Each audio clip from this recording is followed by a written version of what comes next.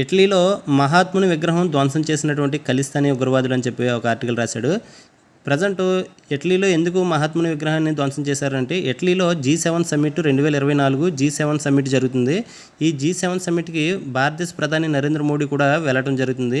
నరేంద్ర మోడీ వెళ్తున్నటువంటి ఒక రోజు ముందుగానే ఈ మహాత్ముని విగ్రహాన్ని ఇటలీలో ధ్వంసం చేసి అక్కడ కెనడా దేశంలోని హత్యకు గురైనటువంటి ఖలిస్తానీ ఉగ్రవాది అయినటువంటి హర్దీప్ సింగ్ నిజ్జర్కు అనుకూలంగా వివాదాస్పద వ్యాఖ్యలు కూడా రాయడం జరిగింది.